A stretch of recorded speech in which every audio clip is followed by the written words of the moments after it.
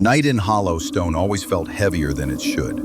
Maybe it was the trees leaning too close, or the air that tasted like old dust and forgotten secrets. But the woods were nothing compared to Blackthorn Graveyard, an ancient burial ground that had existed long before the town itself. People whispered about it, people avoided it, people pretended it didn't exist. Except for Evan Hale, 17, curious by nature, restless by habit, and stupid by personal tradition. Tonight he chose the worst possible shortcut of his life. The iron gates of Blackthorn Graveyard sat bent inward, like something had pushed its way out. Evan stared at them for a long second before stepping through. His flashlight flickered. Of course it did. The gravel path looked like a spine running between crooked headstones. Marble, angels without faces watched him pass. The breeze didn't feel like a breeze, more like someone exhaling on his neck. He swallowed hard. "Just 10 minutes, he muttered. "Cut across, get home, and don't die. Easy." He'd walked this path during the day. It didn't help. At night, everything changed shape. Graves seemed to shift when he wasn't looking. The shadows felt like they were moving with him instead of because of him. And then he saw it. A headstone that didn't match the others. Newer, cleaner, almost untouched by time. Its number was carved sharply across the stone. Number 47. Nothing else.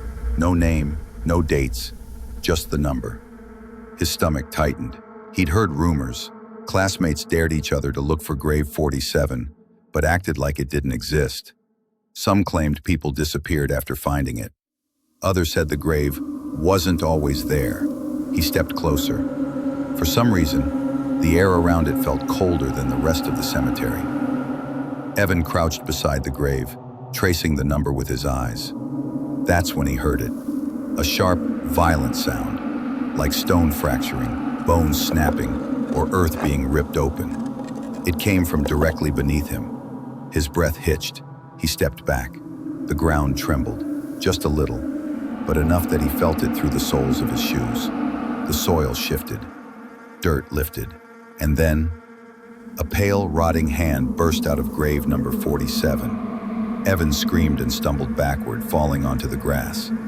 The hand clawed at the air, its fingers long and wrong, like they'd grown too many joints. Something beneath the ground pulled itself upward, pushing through the soil. No, no, no, no. Evan scrambled to his feet. He turned to run and froze. A woman stood between the graves, not standing, floating. Her long hair drifted like it was underwater. Her dress, a pale, ragged gown, fluttered even though the air was still. And her face, half beautiful, half decayed. One eye was missing, replaced by a hollow shadow. She smiled. It wasn't human. Her voice came like wind through dead branches, thin, trembling, ancient. You were not supposed to see him. Evan stumbled backward, directly toward the opening grave. The ground collapsed. He didn't even have time to scream. Darkness swallowed him whole. He didn't know how long he was unconscious. When he finally opened his eyes, he wasn't lying on dirt. He was lying on marble, cold, polished, white marble stretching endlessly in every direction. The ceiling arched above him like the inside of a cathedral carved from bone. Soft blue light glowed from cracks in the walls. He sat up fast. This wasn't the graveyard. This wasn't the world. It felt like a dream, or a mistake, or hell. He heard something behind him, a whisper, not a voice, multiple voices, layered, overlapping, whispering in a language he didn't know. Evan spun around. He almost fainted. Rows and rows of graves lined the underground hall, except these graves were standing upright like doors. Each one had a number carved into it. 12, 19, 22, 33, 47, 56, 60. Dozens, hundreds, maybe more. Behind every number, something moved, something trapped, something waiting, something hungry. Evan approached grave 47, the same number that had dragged him down here, except this version wasn't a mound of dirt. It was a tall black slab with something pounding on the other side. He heard fingernails scraping metal. He saw shadows shifting, A thin whisper slithered through the cracks. Let me out. He staggered back. Another whisper answered from the hall behind him. He's not the one you should fear. The female ghost stepped out of the darkness. Her feet didn't touch the ground. Her hair drifted weightlessly. The hollow space where her eyes should have been dripped black smoke. Evan tried to run. She didn't move, yet suddenly she was in front of him. Up close, he could see her clearly. Her arms had marks, scratches, like she'd clawed her way out of something herself. She tilted her head. You entered a place where the dead don't sleep.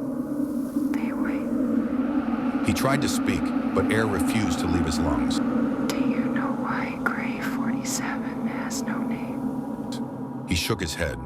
Her smile deepened, but her eyes looked sad, almost regretful. Because its occupant is not dead. Not yet. The walls vibrated. Heavy footsteps echoed through the hall. Evan's blood ran cold. Something massive was approaching. From the far end of the marble hall, a shape emerged, impossibly tall, cloaked in shadows that writhed like snakes. It had no face, only darkness. Its arms were long, ending in skeletal hands. Every grave door rattled as it passed. The ghost woman's voice trembled. The keeper. He watches those who fall in. The creature stopped. It turned toward Evan. He felt its attention like cold fingers sliding into his skull. Then, a grave door burst open. Not in Ashika 47, but 33. A figure crawled out. Human shape, but wrong. Twisted, starving. Eyes glowing hollow white. It lunged for Evan. The ghost raised her arm, screaming something in a language he didn't know. Light blasted from her hand, slamming the creature back into its grave.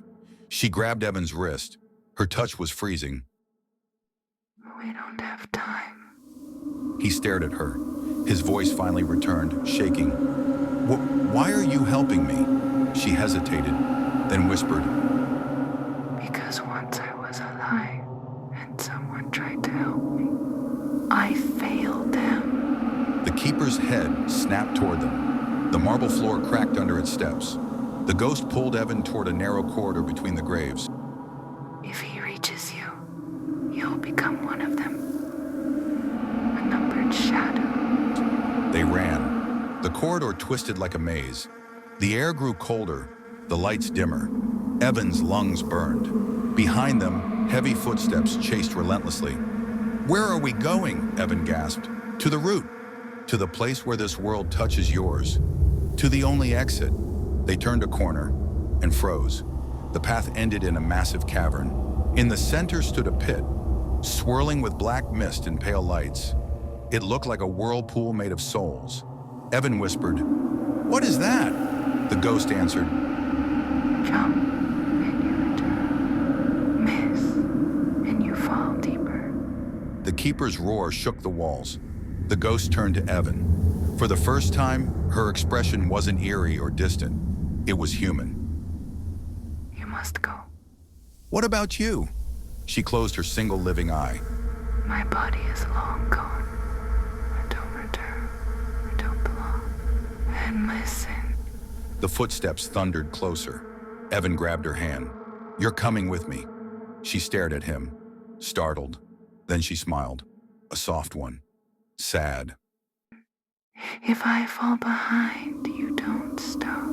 The keeper emerged, filling the corridor, towering, reaching. They ran. The cavern trembled. Shadows spread like cracks across the walls. The pit glowed brighter. The keeper roared, a sound like 1,000 dead voices screaming at once. They were feet away from the threshold. Evan jumped. The ghost pushed him midair, hurling him forward with supernatural force. The pit swallowed him. He heard one last whisper from behind. Life for both of us. Thank you. Evan woke up on cold grass. Rain hit his face. Blackthorn graveyard loomed around him. Quiet, empty, normal. He crawled backward, gasping, looking for grave 47. It was there, still sealed, still untouched, still silent. No cracking earth, no ghost, No hand, no portal, just a gravestone, a number. 47, but something had changed. A faint carving now appeared beneath the number. Words that definitely weren't there before. For those who return. For those who remember. Evan stared at it until his vision blurred. A soft breeze brushed the back of his neck. Warm, gentle, familiar. A whisper drifted through the air. He didn't turn around. He didn't have to. He knew who it was. He got up, trembling, and walked out of Blackthorn Graveyard, never once looking back, because some secrets don't want witnesses, and some graves are better left unnumbered.